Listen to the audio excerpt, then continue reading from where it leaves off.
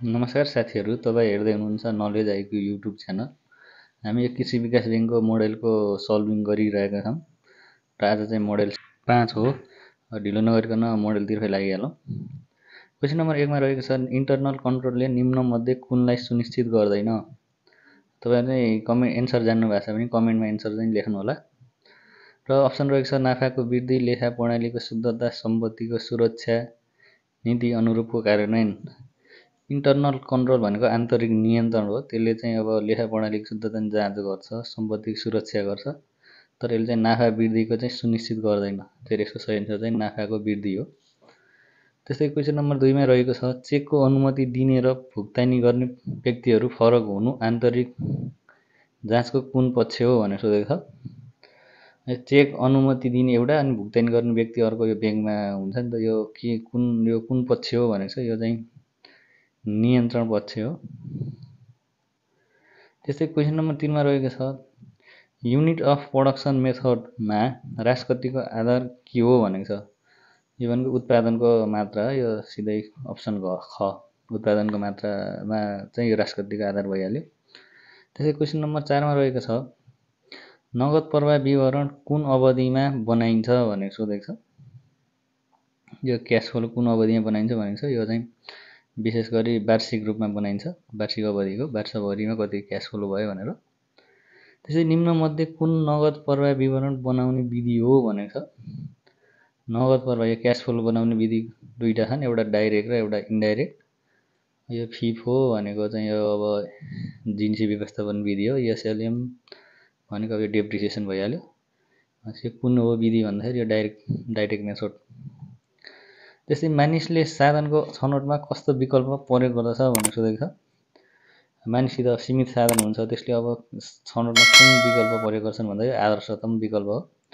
भनेको सीमित साधनले अधिकतम उपयोग गर्न सक्ने चाहिँ उनीहरूको चाहना हुन्छ। त्यस्तै क्वेसन नम्बर 7 मा रहेको छ, तल दिएका मध्ये कुन चाहिँ नेपालको अर्थतन्त्रको आर्थिक विशेषता अन्तर्गत पर्दैन हो। यहाँ अन्तर्गत पर्दैन भनेको छ। न्यून आर्थिक वृद्धि दर त्यो चाहिँ पर्छ, न्यून उत्पादनशीलता त्यो पनि पर्छ, बढ्दो बेरोजगारी, नेपालमा बढ्दो बेरोजगारी छ त्यो पनि पर्छ, औद्योगिक विकास चाहिँ अब न्यून छ, यो चाहिँ आर्थिक विशेषतामा पर्दैन, अप्सन घ। त्यस्तै विश्वका विभिन्न मुलुकहरूलाई मानव विकास सूचाङ्कले विकासका लक्ष्यहरूको आधारमा 0.0 देखि 1.0 सम्म कति भागमा विभाजन गर्दछ भनेको छ। र यसको सही एन्सर चाहिँ अप्सन ख, 4 वटा भागमा विभाजन गर्दछ।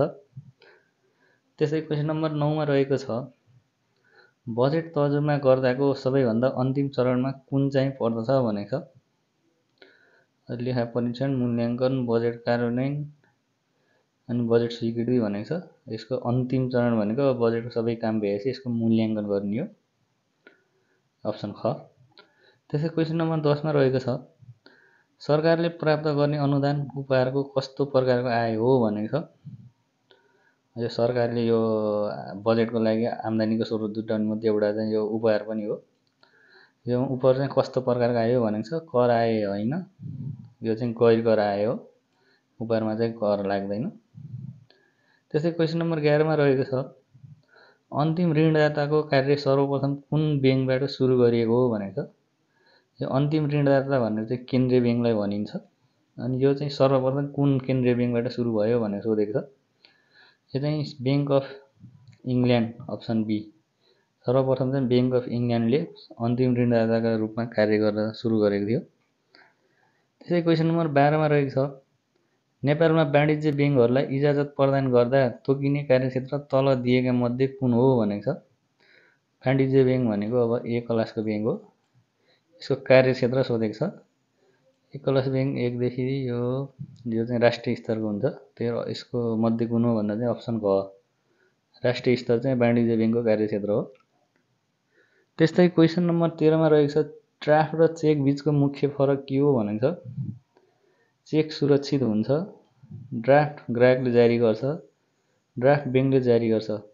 र यसको सही यो मुख्य फरक भनेको ड्राफ्ट चाहिँ एउटा ब्याङ्कले अर्को ब्याङ्कलाई यो कुनै ग्राहकले दिनु भनेर जारी गर्दछ। यो चेक महँगो, यो पनि मिलेन, यो सबै मिलेन। यसको सही एन्सर चाहिँ ड्राफ्ट चाहिँ ब्याङ्कले जारी गर्छ, अप्सन ग। क्वेसन नम्बर 14 मा रहेको छ पारिवारिक बजेट सर्वेक्षण कति अवधिमा गरिन्छ भनेको छ र यसको सही एन्सर चाहिँ प्रत्येक 10 वर्षमा हो। अप्सन क नै सही एन्सर यसको, अरु हेर्नै परेन। त्यसै क्वेसन नम्बर 15 मा रहेको छ यदि कुनै व्यक्तिसँग बैंक शाखा टाढा छ तर स्मार्टफोन छ भने उसले कुन सेवा प्रयोग गर्न सक्दछ भनेको छ। यो मोबाइल फोनबाट कुन प्रयोग गरिन्छ भन्दा अब मेनुअल फर्मलाई जब मिलेन, चेक सर्भिसलाई मिलेन, मोबाइल फोनबाट गर्ने भनेको यो डिजिटल ब्याङ्किङ हो। फिनटेकको मद्दतले चाहिँ यो डिजिटल ब्याङ्किङ चाहिँ चल्यो, प्रयोगमा आएको हुन्छ। त्यसै क्वेसन नम्बर 16 मा रहेको छ ब्याङ्कले ग्राहकको मृत्युपछि उसले लेखेको वसियत अनुसार सम्पत्ति बाँड्ने कार्य के हो भनेको छ। अप्सनमा रहेको छ ग्यारेन्टर, कार्य सम्पादनकर्ता, प्रोक्युरर, अनुदानदाता र यसको सही एन्सर अप्सन ख कार्य सम्पादनकर्ता हो।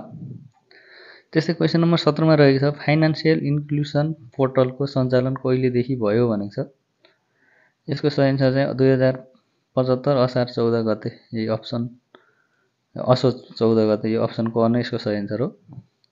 2075 असोज 14 गते, नझुकिनु होला।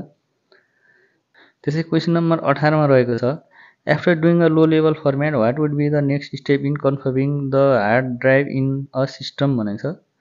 अप्सन रहेको छ parts in hard disk, install operating system, confirm DNA channel and backup, interrupt, format DOS partition भनेको छ र यसको सही एन्सर चाहिँ फर्मेट डिओएस पर्सन, यो अप्सन डी हो।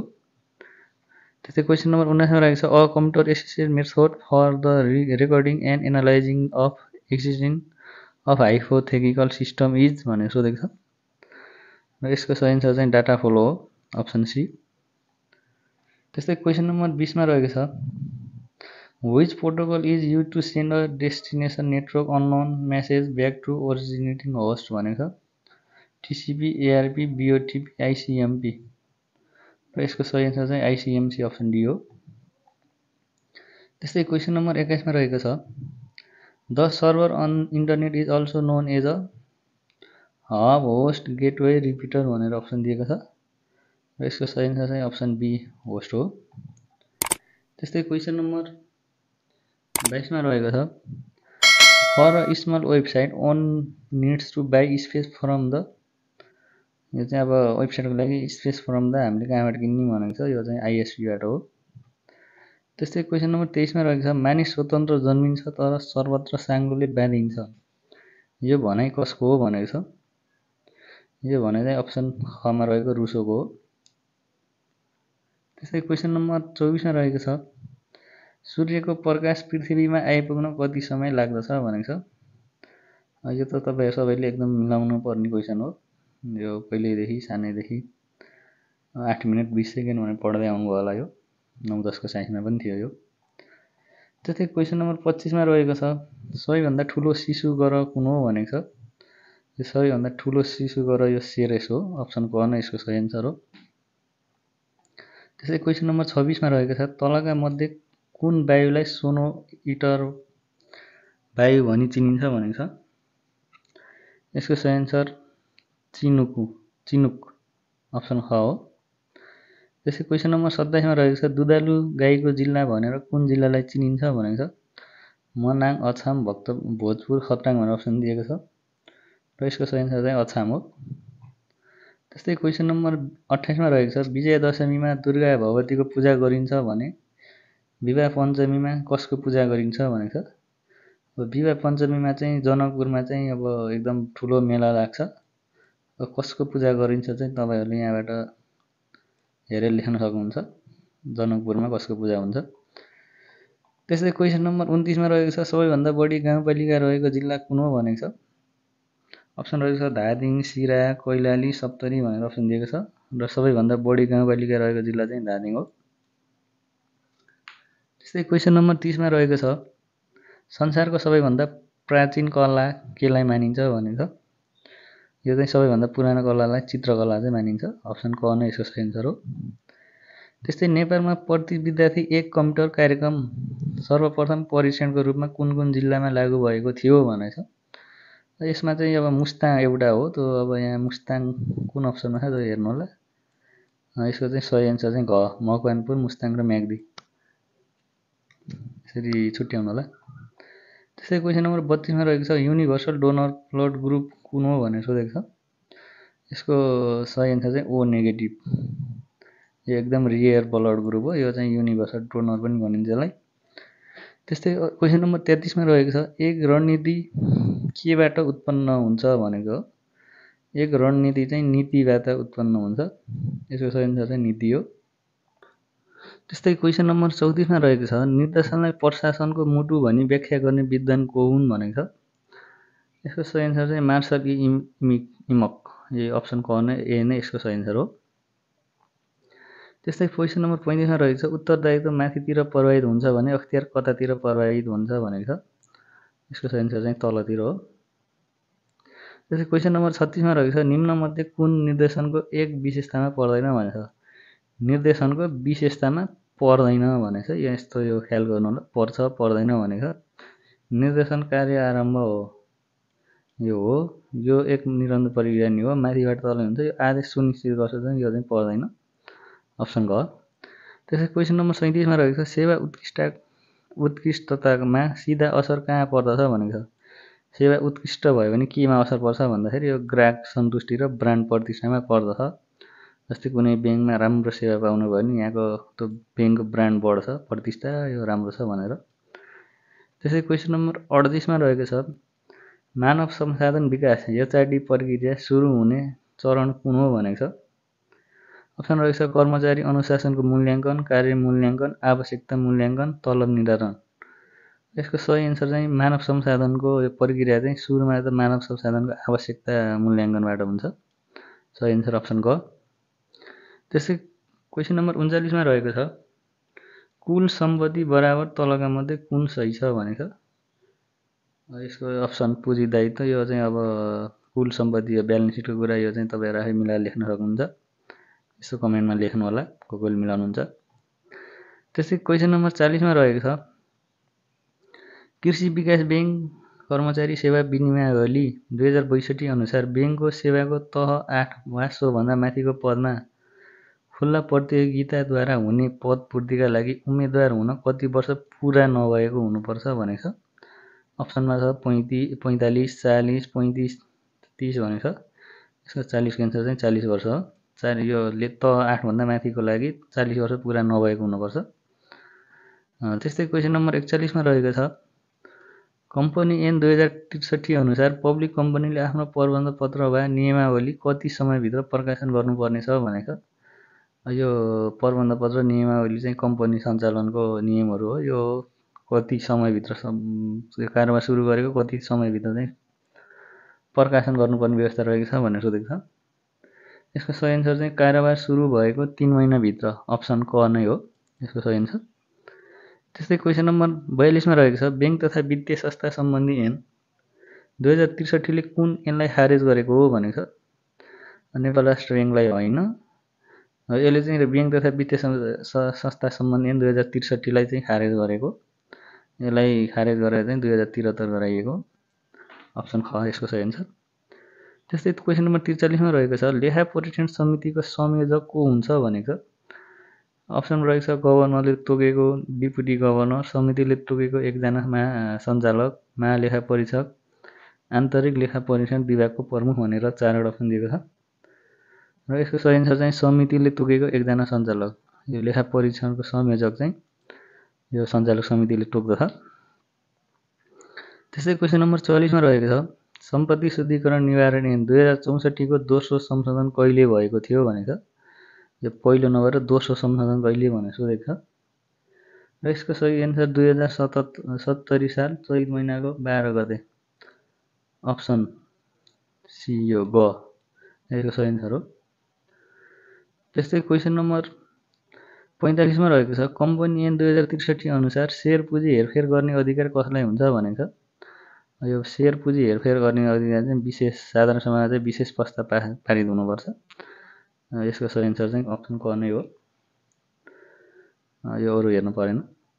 त्यस्तै क्वेसन नम्बर 46 मा रहेको छ 3वटा सँगसँगै आउने बिजोड सङ्ख्या मध्ये पहिलो सङ्ख्याको 3 गुणा दोस्रो सङ्ख्याको 2 गुणा भन्दा 3 ले बढी छ तेस्रो सङ्ख्या कति होला भनेको छ।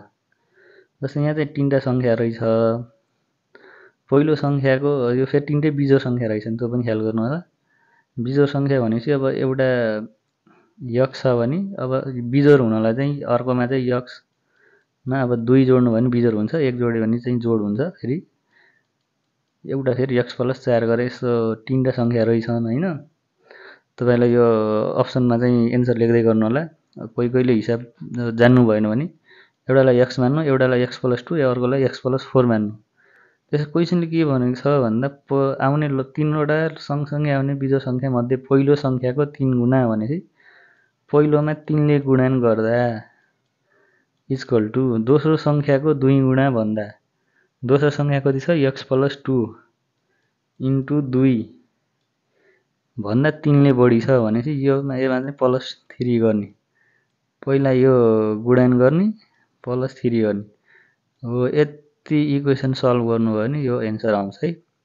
यसको तेस्रो सङ्ख्या चाहिँ 11 हो, यसको सही एन्सर। त्यसै क्वेसन नम्बर 47 मा रहेको छ ए र बी को उमेरको वर्तमान अनुपात 4:5 छ। 18 वर्ष पहिले यो अनुपात 11:16 थियो। उनीहरूको वर्तमान उमेरको योगफल पत्ता लगाउनुहोस् भनेको छ। यसको सही एन्सर चाहिँ अब तपाईँले कमेन्टमा लेख्दै गर्नु होला। अब यहाँ पत्ता लगाउन पर्ने अहिलेको उमेरको योगफल छ, पहिला अहिलेको उमेरै पत्ता लगाउनु पर्यो। यहाँ अनुपात दिएको छ 4, अब अहिलेको उमेरलाई 4x मानौँ एउटाको ए को लागि, अर्कोलाई चाहिँ 5x मानौँ। 18 वर्ष पहिले भनेपछि अब अहिलेभन्दा पहिलेको उमेर चाहिँ पहिलेको उमेर कम हुने भएर चाहिँ हामीले यहाँ माइनस गरिन्छ, दुईटैमा 18 वर्ष माइनस गरिन्छ। 18 वर्ष पहिलेको अनुपात भनेको अब यो पहिलाको अनुपात 11:16 दिएको छ। क्वेसन अनुसार 4 वर्ष के अरे 4:5 ए र बी को उमेरको वर्तमान अनुपात 4:5 छ। 18 वर्ष पहिले भनेपछि 18 घटाइयो, अनुपात 11:16 छ भनेपछि अब यसलाई क्रस गुणा, यसलाई क्रस गुणा गरेर एक्सको भ्यालु निकाल्नु होला। एक्सको भ्यालु निकालेर एक्सले पहिला 4 लाई गुणन गर्नु, एको उमेर आउने हो। फेरि एक्सको भ्यालुले 5x लाई गुणन गर्नु, बीको भ्यालु आउने हो। त्यो दुईटाको उमेर जोडेपछि ए र बीको वर्तमान उमेरको योगफल आउने भयो। त्यसको सही एन्सर चाहिँ 90 वर्ष आउनु पर्यो। हिसाब गर्नु होला। त्यस्तै क्वेसन नम्बर 48 मा रहेको छ रु 58,000 रकम 4 वर्षका लागि वार्षिक 18% साधारण ब्याज दरले लगानी गर्दा हुने ब्याज र सो मूलधनको अनुपात कति हुन्छ भनेको छ। अनि हामीलाई पिटिआर सबै दिए छ, अनि हामीलाई ब्याज र मूलधन भनेको सामाकै सोधेको छ। यहाँ यसै झिक्नु होला, साधारण ब्याज सिम्पल इन्ट्रेस्ट पिटिआर अपन 100 गरेर पिटिआर अपन 100 गरेर ब्याज निकाल्नुहुन्छ यहाँ यो भ्यालु राखेर। त्यसै यो यसमा यो सामा जुन आउँछ त्यो इज टु मूलधन 58,000। त्यसरी चाहिँ त्यसै यो काट्दै जानुभयो भने यो कति यसको अनुपात चाहिँ निकाल्न सक्नुहुन्छ। र यसको सही एन्सर चाहिँ 18:25 आउँछ। यो हिसाब गर्नु होला। यसलाई चाहिँ यो जति ब्याज आउँछ त्यो र 58,000 चाहिँ 232 ले काट्नु भयो भने ठ्याक्क 18:25 आउँछ। अब त्यत्रो ठुलो त गर्न सक्नुहुन्न, त्यो सानो पहिला 2 ले 5 ले त्यसरी काट्दै जानु होला। त्यसै क्वेसन नम्बर 49 रहेको छ दुईजना मानिसहरूको हालको उमेरको अनुपात 3:4 छ। 4 वर्षपछि यो अनुपात 7:9। अघि अब पहिला थियो, अब चाहिँ पछि भयो। यहाँ के गरिन्छ 3x मानिन्छ, 4x मानिन्छ। पछि भनेपछि अब 4 वर्षपछि त हामी धेरै वर्ष भइन्छ, त्यही भएर यहाँ फेरि 4 वर्ष जोडिन्छ। त्यसपछि 4 वर्षपछिको अनुपात कति हुने रहेछ भन्दा 7:9। त्यसपछि फेरि यसलाई यसको क्रस गुणा गर्नु, यसलाई क्रस गुणा गर्नु।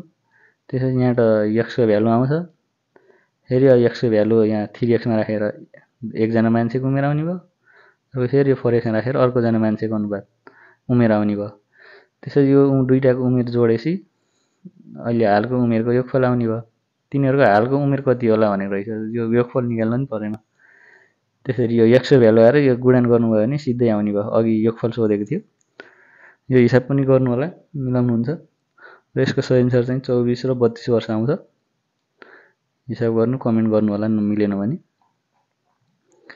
त्यस्तै क्वेसन नम्बर 50 मा रहेको छ तीन व्यक्तिहरू एकसाथ हिँड्न सुरु गर्दछन् र तिनीहरूको पाइलाको नाप क्रमशः 30 सिएम, 25 सिएम र 36 सिएम छ। प्रत्येक व्यक्तिहरूले पूर्ण पाइलाहरू समान दूरीमा पार गर्न न्यूनतम कति दूरी हिँड्नुपर्छ भनेको छ। यो पनि अब एलसिएम निकाल्नु पर्यो यसको लागि। 30 को एलसिएम यो पहिला प्राइम फ्याक्टर निकाल्नु होला। 30, 35 र 36 छ। 30 को प्राइम फ्याक्टर हुन्छ अब 2 × 3 × 5। यसको एन्सर चाहिँ कमेन्टमा लेख्दै गर्नु होला। 35 लाई 5 × 7। त्यसै 36 को प्राइम फ्याक्टर चाहिँ अब 2 स्क्वायर र 3 स्क्वायर। त्यसै यहाँ सबैभन्दा ठुलो 5 ल्याउनु होला।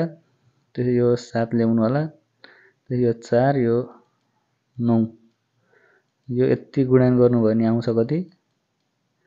5 7 35 1260।